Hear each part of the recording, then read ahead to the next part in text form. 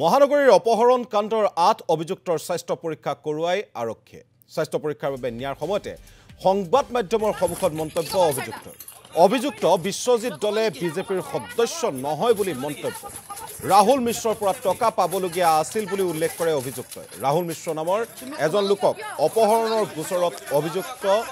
৮ জনক প্ৰেৰণ কৰা হৈছিল আৰক্ষীৰ জিম্মালৈ সিজেম আদালতত হাজিৰ কৰোৱাৰ পাছত 4 দিনৰ আৰক্ষীৰ জিম্মাত দিয়া হয় ৮ অভিযুক্ত আৰু ইয়াৰে কেইবাগৰাকীও বীৰ লাচিত সেনা অসম নামৰ যিটো জাতীয় সংগঠন আছে সেই সংগঠনৰ সদস্য বুলি তথ্য পোহৰলৈ আহিছিল সেই সন্দৰ্ভত সংবাদমেল সম্বোধন কৰি ৰন্তু পানী ফুকন যিগৰাকী সেনাধ্যক্ষ আছিল তেখেতে এটা অভিযোগ উত্থাপন কৰিছিল যে বিশ্বজিৎ দলে নামৰ এই কাণ্ডটোৰ সৈতে অভিযুক্ত গৰাকী বিজেপিৰ সদস্য কিন্তু বিশ্বজিৎ দলে নিজ মুখেৰে তেওঁ বিজেপিৰ সদস্য নহয় বুলি কৈছে ৰাহুল মিশ্ৰৰ পৰা টকা পাবলগীয়া আছিল বুলি উল্লেখ কৰিছে অভিযুক্ত ৰাহুল মিশ্ৰ যিটো আমাৰ বস্তুখিনি কাৰ হয় পইচা পায় একচুৱেলি ঠিক আছে পইচা পায় নেকি তেখেতৰ নিজৰে একচুৱেলি নিজৰ ৰাহুল মিশ্ৰ যিটো আমাৰ বস্তুখিনি কাৰ হয় পইচা পায় একচুৱেলি ঠিক আছে পইচা পায় নেকি তেখেতৰ নিজৰে একচুৱেলি নিজৰ ফ্ৰড কেছ চলি আছে ৰাহুল মিশ্ৰ আপোনালোকে অপহৰণ কৰিছিল নে নাই আপুনি বিজেপি সদস্য নেকি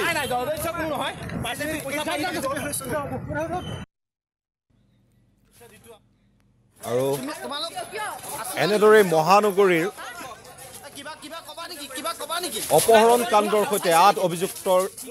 স্বাস্থ্য পৰীক্ষা কৰোৱাইছে আৰক্ষীয়ে আৰু স্বাস্থ্য পৰীক্ষা কৰোৱাৰ পূৰ্বে এইদৰে সংবাদ মাধ্যমৰ আগত ভাষ্য দিছে এইগৰাকীয়ে ৰাহুল মিশ্ৰ নামৰ এগৰাকী ব্যৱসায়িক দেওবাৰৰ নিশা অপহৰণ কৰাৰ চেষ্টা কৰাৰ অভিযোগ আছে এই ৮ গৰাকী লোকৰ বিৰুদ্ধে আৰু সবিশেষ জানিবলৈ সতীৰ্থৰ ৰূপম দলৰ সৈতে সংযোজিত হৈছোঁ ৰূপম আজি স্বাস্থ্য পৰীক্ষা কৰোৱা হ'ল আৰু সিজেমৰ আদালততো হাজিৰ কৰোৱা হৈছে গতিকে সবিশেষ আপোনাৰ পৰা জানিব বিচাৰিছোঁ ৰূপম চাওক দেৱপ্ৰতিম ইতিমধ্যে আপুনি উল্লেখ কৰিছে যে ৮ গৰাকী গ্ৰেপ্তাৰ কৰা হৈছিল পৰহি নিশা আৰু পৰহি নিশা গ্ৰেপ্তাৰ কৰি কালিৰ দিনটোত আদালতত হাজিৰ কৰোৱা হৈছিল আৰু হাজিৰ কৰাৰ পাছত 4 দিনৰ আৰক্ষী জিম্মালৈ পুনৰ প্ৰেৰণ কৰিছে আদালতে আৰু সেই উপলক্ষে আজি কিছু সময় পূৰ্বে স্বাস্থ্য পৰীক্ষাৰ বাবে লৈ যোৱা হৈছে এই আটাইকেইজন অভিযুক্তক য'ত আছে বিশ্বজিৎ দলে তেওঁ হৈছে মূল অভিযুক্ত আন অভিযুক্তসকল হৈছে ইনজামুল হক ৰোহন আলী মোহন বৰা নিতু আহমেদ চিন্ময় দেৱ ৰিয়াজ আহমেদ বিৰাজ বালা কলিতা এই কেইগৰাকী মূল অভিযুক্ত আৰু এই কেইগৰাকীৰ নেতৃত্বতেই বিকাশ অসম নামৰ যিজন গুৱাহাটীৰ যিজন মুখ্য সচিব আছিলে বীৰ লাচিত সেনাৰ সেইজনে এক প্ৰকাৰ ধন দাবী কৰিছিল ৰাহুল মিশ্ৰ নামৰ যিজন লোক ব্যৱসায়ীজন সেই ব্যৱসায়ীজনক অপহৰণ কৰি পেলাই 15 লাখ টকা দাবী কৰিছিল আৰক্ষীয়ে সেই কথা কৈছে আৰু সেই অভিযোগতে গ্ৰেপ্তাৰ কৰা হৈছে আটাইকেইজনক তাৰ সমান্তৰালভাৱে কালিৰ দিনটোত বীৰ লাচিত সেনাৰ মুখ্য সচিবগৰাকী ৰন্তুপানী ফুকনক গ্ৰেপ্তাৰ কৰা হৈছে তাৰ সমান্তৰালভাৱে উৎপল অসম আৰু তন্ময় চেতিয়া সেই দুগৰাকীকো গ্ৰেপ্তাৰ কৰা হৈছে মূল অভিযুক্ত হ'ল যে ৰন্তুপানী ফুকনে আমি যিখিনি খবৰ পাইছোঁ আৰক্ষীৰ উচ্চপদস্থ বিষয়াৰ সকলৰ সৈতে কথা পাতি এটা কথা গম পাইছোঁ যে ৰন্তুপানী ফুকনৰ নেতৃত্বত এই যি অপহৰণ কাণ্ড বা এই যি অভিযুক্তসকলে ধন দাবীৰ যিটো ঘটনা সেই ঘটনাটো সংঘটিত কৰিছিল আৰু সেইবাবে কালিৰ দিনটোত ৰন্তুপানী ফুকনক গ্ৰেপ্তাৰ কৰা হৈছে আৰু বিকাশ অসম নামৰ যিজন যুৱক বীৰ লাচিত সেনাৰ সেই যুৱকজন এতিয়াও পলাতক হৈ আছে বিকাশ অসমৰ বিৰুদ্ধে বহু অভিযোগ আছে দিছপুৰ আৰক্ষী থানাত বহুকেইটা অভিযোগ ইতিমধ্যে